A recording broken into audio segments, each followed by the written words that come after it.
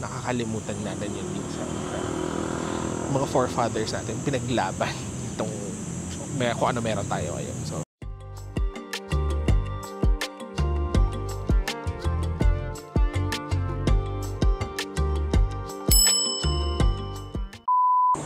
So guys, we are officially done at the El Deposito Museum and we are on our way to the Museo ng Katipunan, which is just right beside it.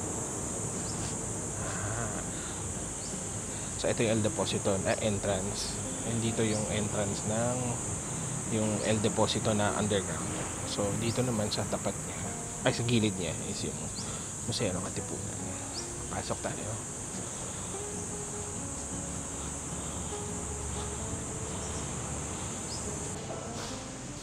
So, walang entrance fee guys. And mag-aano lang kayo, re-register lang kayo din sa guard. And kung kailangan nyo ng assistance, merong mga OJT na nagbabantay din sa baba.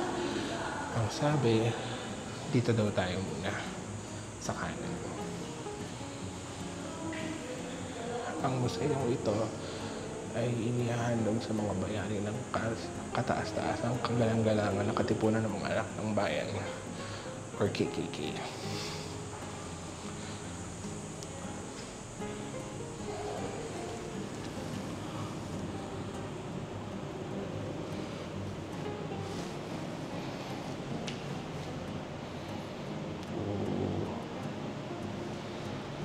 Ayun. Yung mga historical significance ng mga ibang places.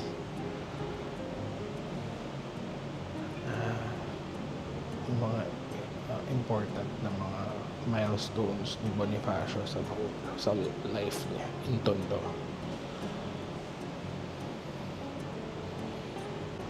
Ito naman yung mga kababaihan ng himagsikan.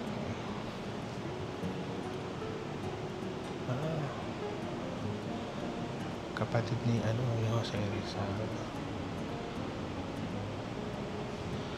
asawa ni Andres Bonifacio,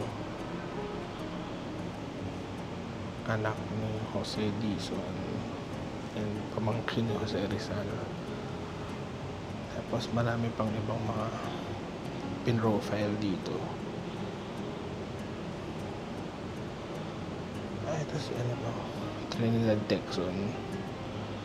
Ito si Melchor Aquino.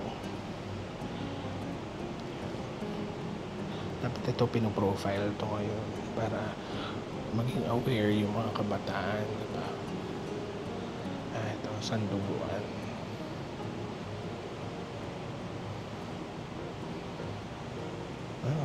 Wow. Ordeals in joining the Katipunan. So it wasn't easy, guys, to join the Katipunan back then. The applicant will be asked if he can endure the sufferings of his fallen countrymen. Next, he will be asked if he acknowledges himself to be a filibuster. Afterwards, the administrators of the initiation rites will read their judgment on the sincerity of his answers. Wow. So may initiation rites din talaga siya, including, of course, Sanduguan, as we all know it, based on our history classes.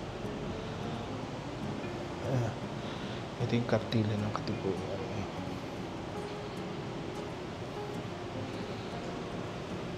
Wow. Ito. Sumasamba na tayo sa may kapal ng taimtim sa puso.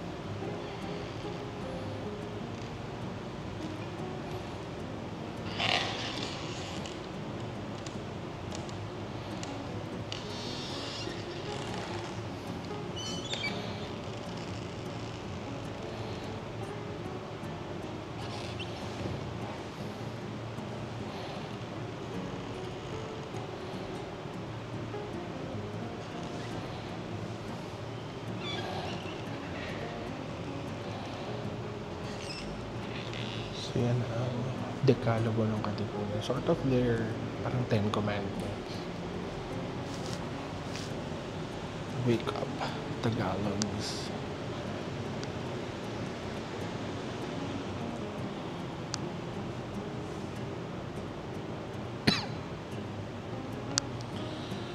Ay, wow. Totoo kaya ang artifacts ko? Kasi kung yes, grabe, ang galing.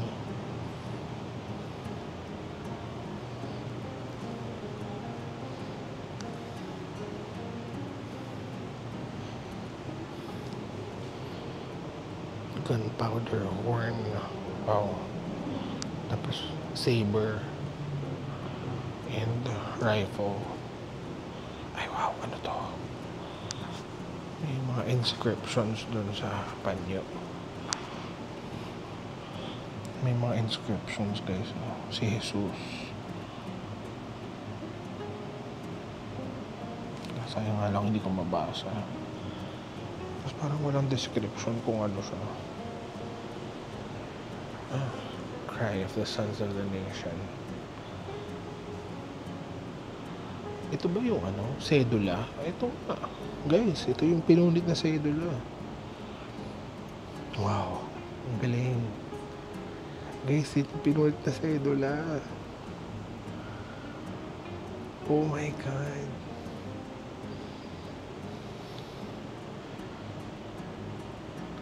Ito ba yung, was this in, Pugad Lawin? Sorry, I must be mixing up my history. Ito, tama nga. Ito ang sigaw sa Pugad Lawin. Naganap sa isang nayon sa Matandang Balara. Naganap sa isang nayon sa Matandang Balintawak, Caloocan. Ngayon bahagi ng Lungsod, Quezon. August 23, 1896.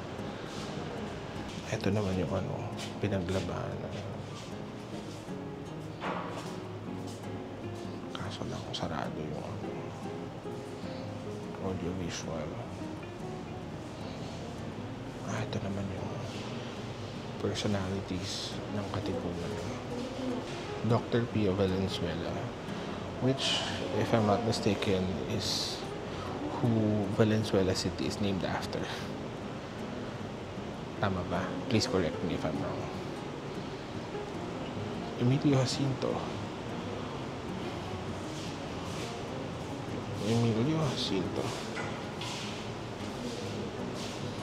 Gregoria de Jesus.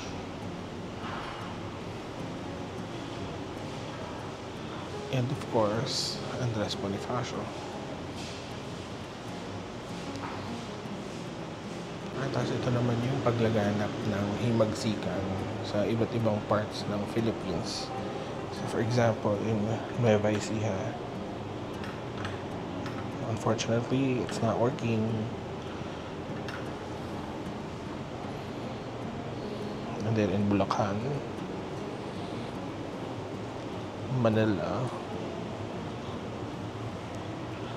Cebu, Camindanaoan, Panay, Batangas, and Cavite. At saka naka-highlight dito sina Andres at Oriang. In 1892, Andres, 29 years old, met Oriang, who was then 18. Tapos niligawan niya si Oriang for a year despite the objections Oriang's father. They got married in 1893 and were blessed with a son who unfortunately died of smallpox.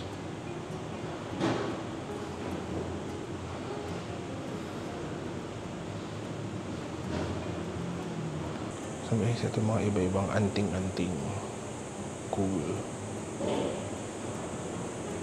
Not sure kung mga anting-anting to ni Andres, but I doubt. Parang hindi yata lahat sa kanya. Hindi nakalagay. So guys, this is a reproduction of Katipunan documents.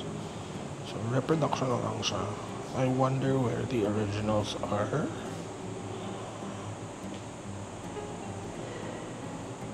My guess is they are at, I Either the National Museum or the National Library. Galing.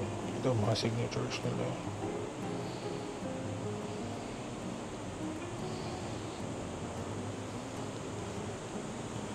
Ito naman, dedicated to Emilio Jacinto.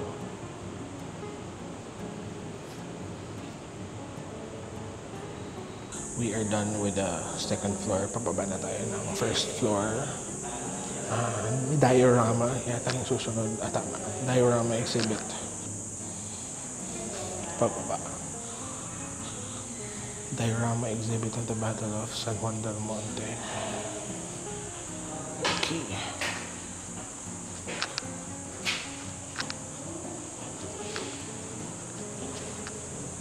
Oh, cool.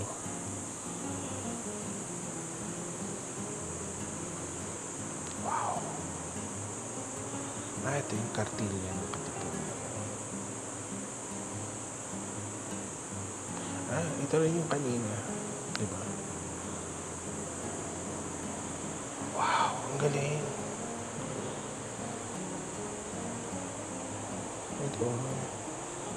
The arrest of Jose Rizal served as the spark that lit the flame of patriotism in our forefathers. In July 1892, Andres Bonifacio convened a series of clandestine meetings in Tondo, Manila, together with Jodato Arellano, Ladislao Diwa, Jose Dizon, Chodoro Plata, and Valentino Diaz. This led to the formation of a secret society called, ayun na yung kataas-taasan kagalang-galang Katipunan ng mga anak ng bayan.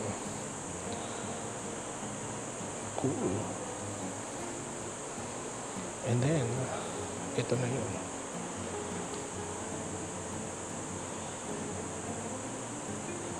I suppose ito yung sa Pugad na yung nagpunit sila ng sedula, which we saw kanina.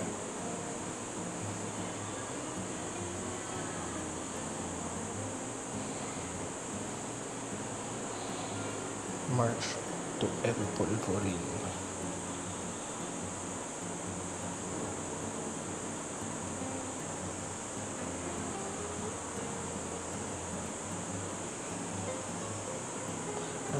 Sa Mandaluyong. They attacked Mandaluyong in 1896.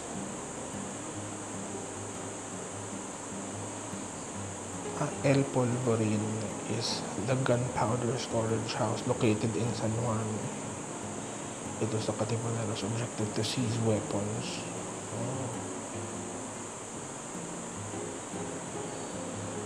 Ito siguro the skirmish at El Polvorin.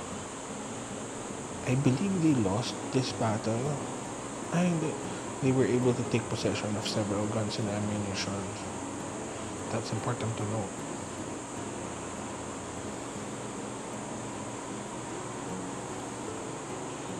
And then, ito na yun, which is where we're at. Had taken El Polvorin by surprise. The remaining Spanish guards retreated to a nearby garrison protecting the water reservoir, which is El Deposito. And then the Katipunan headed here.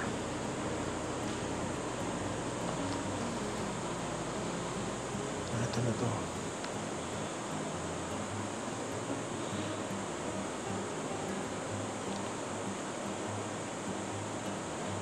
Natalo na sila dito because may mga reinforcements na from Manila, yung mga Spanish guards dito. This encounter started the Spanish-Filipino War that ignited the Philippine Revolution. Wow. Grabe.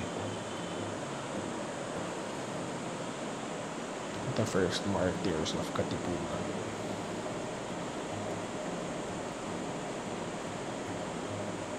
Hundreds of Katipuneros perished, including 18 from San Juan. Juan de la Cruz, Jose Sabe, Mateo Mandaluyong. Was he named after Mandaluyong or was siya yung pinangalanan ng Mandaluyong? Prudencio Martinez, Venancio, Anastasio Reyes, Clemente Santos, Felix Sabe, Hernandez Luzada, Juan Ruiz. Milenio de Marcos, Pala, Teodora Bisaya, Alberto Bucan, Leon Apolonio Urbino, Flaviano Barbero pala, sorry, Geronimo Santiago, and Juan Andres.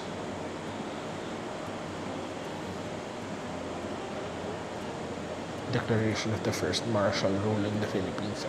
So, nang-declare ng martial law Spanish forces dito because of the fighting that happened here in San Juan. In 8 provinces, Lacuna, now Tayabas, Quezon, Bulacan, Pampanga, Nueva Ecija, Tarlac, Cavite, Batangas, and Laguna. As it was these provinces that the revolution gained widespread following.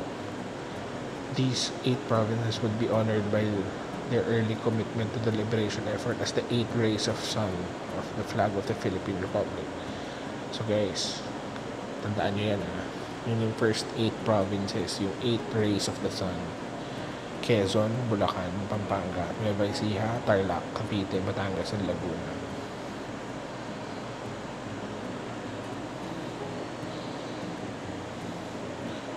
Uprising of the Filipino people. Mas naging widespread na yung pag-aaklas ng mga Pilipino.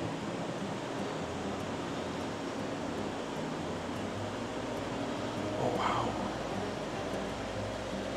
Ito naman, this one's dedicated for the life of Andres Bonifacio. Unfortunately, exhibit for conservation. Yan lang. Siguro siguro inaayos nila.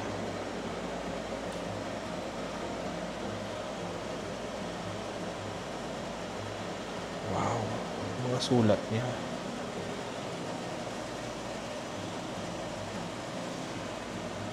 So I guess these are parang war plans. Ang galing.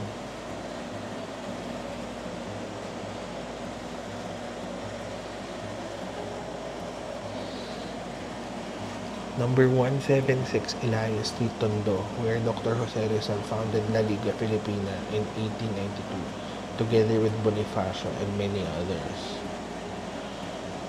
This is number 72 Azcaraga Street, the house owned by Diodato Arellano, where the Katipunan was founded in July 7, 1892. I wonder if this is preserved. Calle Azcaraga, I believe, is now present day Claro M. Recto, CM Recto Avenue. Please correct me if I'm wrong. This is GMA, General Mariano Alvarez. Di ba siya yun?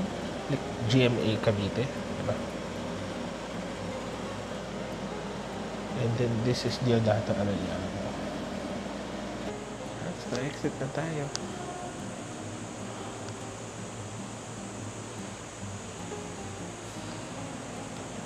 So guys, kung pupuntahan nyo itong Museo ng Katipunan, do it together with the El Deposito and puntahan nyo na rin yung itong pinaglabanan shrine. So kung type nyo tumakbo-takbo, takbo kayo dito, then pasok kayo sa museum. So maganda siyang gawin and it's not gonna take too much of your time because hindi ganun kalalaki yung exhibits, but you'll learn a lot. You'll learn history that you've probably forgotten na you've taken up in school. So maganda siyang puntahan ng mga kaidara natin.